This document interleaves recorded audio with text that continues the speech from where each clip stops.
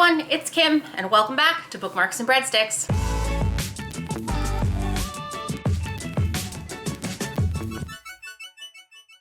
Welcome back to Bookmarks and Breadsticks. It's been a beat. I think the last thing I talked to you guys about was my September wrap-up, maybe? So here I am today with my October wrap-up.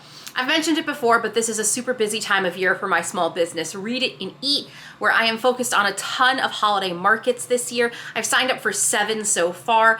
If you don't know about Read It and Eat curates culinary experiences by pairing books and food together. There is always a food-related story where it can be across multiple genres and sometimes predominantly food writing, my favorite, paired with food items from small businesses, never from Amazon, and always has a donation component that fights hunger here in Western New York.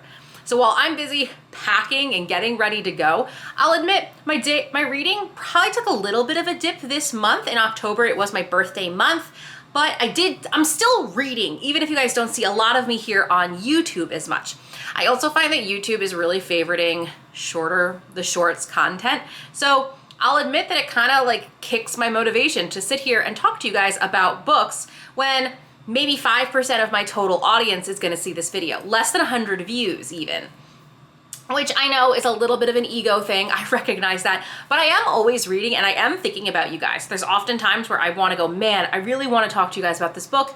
And sometimes I just don't want to set up the camera and I don't want to, I don't know, set up the lights and edit. So maybe I should start doing reading sprints or checking in and just doing a live. And then it's okay if no one really tunes in live. But at the same time, I think the algorithm also changes how you view a live show post live. So like, I don't know, I'm trying to find a way to still talk to you guys and communicate while also it's just the busiest time of year. Q4 is the busiest time of year for small businesses, and we really hope that you'll support us and shop small this season. But anyway, it's a really long intro. Let me go ahead and tell you about the 4 books I read in the month of October. So I read 2 fiction books and 2 nonfiction books in the month of October, and the 2 fiction books actually are both October 2022 releases, if that. Can you believe it? So first off, I read When in Rome by Sarah Adams. She is the author of The Cheat Sheet. Now, I have never read The Cheat Sheet. I really got this because it's a foodie romance, if you couldn't obviously tell. And also, When in Rome, it's a little bit of a fun play because it's Rome, Kentucky. Now, if you're from New York, there is actually a Rome, New York, where some of my dearest friends actually live. So when I saw the book, I just had to get a laugh off of that and had to pick it up. And this one was opposites attract. Amelia is a country star who is very, very overworked. She's really stressed out and she's really tired. And Noah Walker is, I'd say our Grumpy Sunshine is the pairing of this story. And also not rags to riches or even opposites attract, but like she's super famous. He's small town vibes. So Amelia is about to go out on like a world tour and is just so exhausted that she decides she's going to go on a quick little vacation before that happens. And she quite literally Googles like bed and breakfasts near her, and it was Rome, New York. And she gets Rome, Kentucky, gets in her car and goes. And her car breaks down. So she's just in this small town for a little while. And then in turn, the first person who rescues her is Noah Walker, who is Grumpy Sunshine. He takes over, or he has taken over his grandmother's beloved pie shop. I don't think he ever planned on being a pie guy. He originally, prior to the start of this book, had moved to, I'm pretty sure it was New York. He had moved to New York with his fiance and it all fell apart, and now he's back. And there's a great ensemble of other characters in this small town. If you like Gilmore Girls, I feel like you're gonna like the small town vibes of this. He is 1000% Grumpy Sunshine. This is more of a, I don't want to say pure because I feel like that's an unfair way to talk about romance books, but a lot of more fade to black than you're gonna get in terms, it's not a lot of spice. But it's super cute, and this time of year also, I want super cute. I want easy stories. It's that holiday vibe. That's what I'm into right now. I really liked it too because even though the attraction is there from the start, it's not perfect at the end. Like the whole, but she's a celebrity and a country star who's got a tour and he's from a small town. How is it gonna work? it's actually addressed in the book, which I thought was a really good thing. I really liked it. I don't know if I'll pick up another Sarah Adams book per se, unless she keeps writing about food. I think the pie shop really reminded me of Luke's Diner in Gilmore Girls, and sorry, Amelia, because she goes by Ray as her stage name. Really reminds me of a Lorelai, kind of like really bubbly, except I'll admit Amelia's a little bit clueless, but part of that's like being a celebrity. When was the last time she had to change her own oil or cook an omelet or something like that? But it was super charming and I really liked it. Now of the two though, I have to say A Cat Cafe Christmas I liked a whole lot more. This is also an October release. Dan got this for me for my birthday because it involves cats and a cafe. These are very opposite attracts as well. Ben and Kara. So Kara is a veterinarian who runs this cat cafe with her best friend. It's called Meow and Forever Cat Cafe. But they're not doing too great. Right now it's a cafe more than it is a veterinarian clinic, and Kara, being the vet, always wants to be in the back and not seen, especially after a big scandal that happened prior to this book has portrayed her in a pretty negative light in the press. So she's kind of lost her all faith in the world, except for in cats. Ben is new to the area and he is smart and a little bit bossy. He's like the marketing guru, and he decides to take on the cat cafe as a project to, big agencies. He's trying to win some big accounts. So he's also trying to do some good in the community. So he decides to help the cat cafe. He ends up not even fostering. He quite literally finds a cat in the pipes while working on his house, and ends up fostering this little demon cat, which is how he and Kara become interrelated. Not only is he trying to help the cafe, but now he's asking her questions about the cat. But they like each other, they don't like each other, they're trying to keep it professional and focus on saving the cafe. It takes place around Christmas time. I really, really liked it. And what I really liked, and I think not a little bit bigger, obviously, in size, I found these characters, I found both Ben and Kara much more fleshed out as characters. Some obvious fundamental flaws, but like backstory that makes sense. Like Ben just had his heart broken because his fiance is now married to his brother. And that's not a spoiler, that's in the front part of the book. It's why he has issues with commitments and relationships, and Kara has been burned by the media and her past relationship too. So are they comforting each other? What is the complexity of this relationship? And there are some strong secondary characters as well. This is the first Cody Gary book I've actually ever read either. It has a couple other books as well, but I think I liked the characters more here. This is very simple and sweet. Nothing wrong with this kind of book. This one just had a little bit more complexity and depth to the characters, which I appreciated. It made them feel very real. Like the kind of fights and conversations and tension points they had, I think are very relatable. Like people want, like for Kara, she's trying to struggle with the idea of accepting help versus being saved, or things like that, and how perceptions, and I can really relate to a lot of her struggles. And at the same time, I mean, my husband did not leave me to marry my sister, even though I have two sisters. So, I couldn't relate to Ben as much maybe in that circumstance, with the idea of being burned and having your trust. And it's interesting because Ben, it's not that Ben doesn't wish his brother and his now sister-in-law not well, but it's the idea of loyalty and honest conversations that could have happened much earlier before this happened. Not even to prevent them happening, but they were engaged. It's an interesting conversation about family, bonds, trust. I really liked this. And also, I love cats. I have 2 cats myself.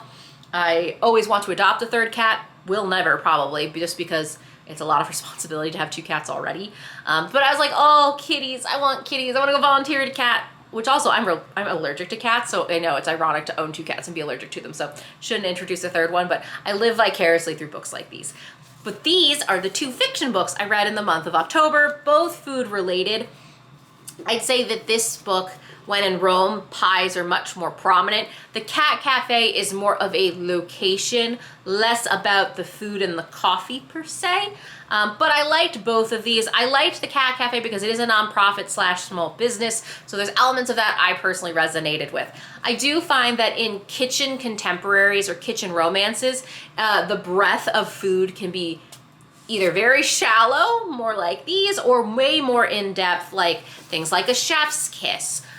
So that's fine. I'm just learning that even like romance has breadth. Well, so does the subgenre of kitchen romance. It has breadth. It has a variety of different ways that they want to call it a culinary romance. Oh, sorry, I misspoke. I read a third fiction book this month, and it is probably going to be, if not number 1, 2, or 3, like top 3 favorite books I've read this entire year. Lessons in Chemistry by Bonnie Garmus. Oh my gosh. I know this was a Good Morning America book club. I picked this up. It's a little, I got it used. It's a little, the spine's a little crooked, but I got it at Open Books, and I adored this. The kind of adoration where I had to slow myself down because I really wanted to enjoy it. I didn't want to rush it. I really wanted to enjoy this book a lot, and I did. I have to say that I've never bought a used book that was annotated before, so I might honestly actually buy a brand new copy of the book and put this one in my little free library because I found it slightly distracting. At the same time, I don't know if I'm going to reread it, so does it really matter? I don't know. Or regardless, Elizabeth Zott, it takes place in the 1960s, and Elizabeth Zott is a scientist. She wants to be a chemist. She is a chemist. She comes from a very broken family. She has no contact with her mother and father, and she meets her rival, Calvin Evans, who is like a Nobel Prize and notorious grudge holder. Opposites attract, and they fall in love. And I mean, the book follows their relationship, beginning, middle, end, and what happens after, including her raising a child by herself, and somehow her transition to becoming the host of the most beloved cooking show, Supper at 6. And she is very much the reluctant star. I love this book so much. I loved her dog in all of this as well. The dog has a life of his own voice, his own point of view. I think if you remember the movie Stranger Than Fiction that came out a long time ago with, oh my God, not Colin Farrell. Oh my God, what is his name? Will Ferrell. There we go, Will Ferrell. Where there's narrator, and an omnipotent narrator who can tell you everything that all the characters are thinking, including children. I think you will really enjoy this. This is a long book. It's over 300 pages for fiction, but I have to say it's so smartly written. Nothing fell out of place. There were no extra words. This was so freaking good. It was so well written. I loved the pacing. Did I have an idea of where the story would go? Yes, I had an idea, but I still found myself riveting. Like, this is riveting. It was captivating. I love this book, and I am sure it's in the top 10 for this year. Like, I freaking loved it. I had to make Dan take off his headphones so I could talk to him for like half an hour about how good this book is. I'm going to bring it back to my mom for Christmas. Ooh, maybe she would like this for Christmas. Oh, that's hard. I feel like my family's really tired of me giving them books for Christmas, but a lot of times, like, I just know that there are books that they're gonna love. I think my mom's gonna love this book, just like I think my younger sister would love Iron Widow. Anyway, sorry. This is fantastic. I highly, highly recommend Lessons in Chemistry.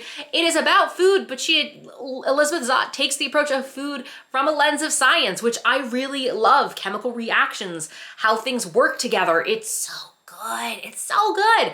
Really recommend. 2 nonfiction books I read last month, and getting off of my backlist behind me. The first is A Scavenger's Guide to Haute Cuisine, How I Spent a Year in the American Wild Recreating a Feast from the Classic Recipes of French Master Chef Auguste Escoffier by Stephen Ranella. So, it's a very long title. So if you don't know who Escoffier is kind of the father of French cuisine. He worked with Ritz, if you think of the Ritz hotels, and he wrote he wrote the 1903 milestone Le Guide Culinaire, and it's basically how to make a 45-course meal. It is insane. But remember, Ritz and Escoffier worked together in this hotel, very high-end hotel.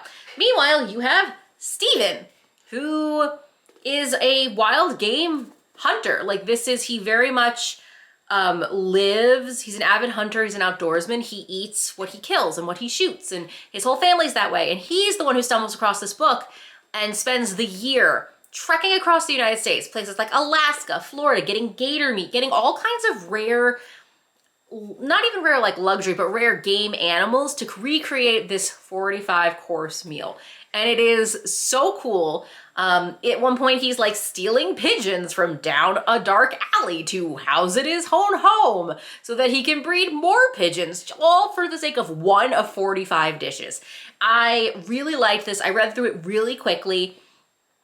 even if you are not big on French food or know a lot about game meat, which I don't particularly know a ton about game meat, I found this riveting because I was learning so much, but also learning from a guy who was literally stealing pigeons from a dark alley. Do you know what I mean? Like it was very authentically like, I can hunt and I'm gonna go hunt this deer. And that's cool that I can't relate to, but I can relate to the comedy of stealing a pigeon and then having his sister-in-law befriend these pigeons, love these pigeons, and then prevent him from killing the pigeons, which was the whole point of stealing the pigeons. It was really funny. I really enjoyed this one. And then the final book I read this month was last month, whatever month, I'm just sorry.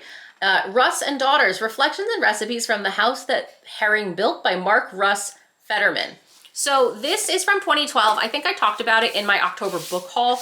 This one has been on my shelves for a little while. I really love the cover. I also love green books. I don't have a lot of them.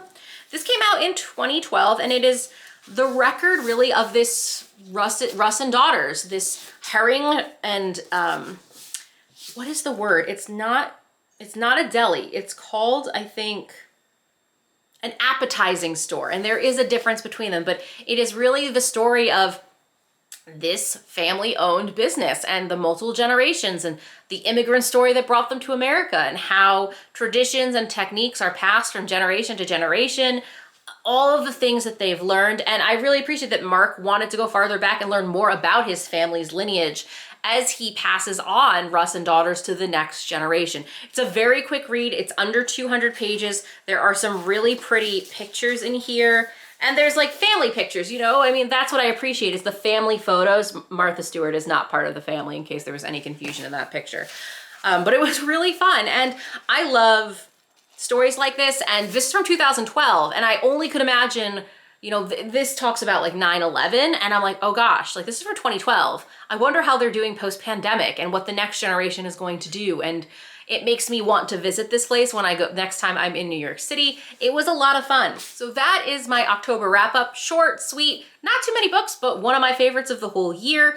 A good mix of fiction and nonfiction. I think I'm on book 90 and my reading goal was to read 94 because I read 92 last year. So I'm in a really good place. It's also mid-November, so I don't have too many weeks left to read too many more books. But I've read 3 so far in the month of October. November, what month is it? This was my October wrap up. We're in November. I've read 3 books so far in November.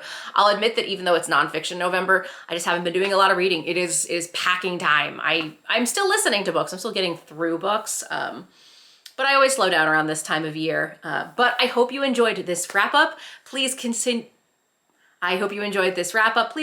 shopping small this holiday season. If you want to follow me online, I will have all of my social media handles to my small business Read It and Eat, where I'm also still talking about books, down below in the description box, and I'll see you in the next one. Bye.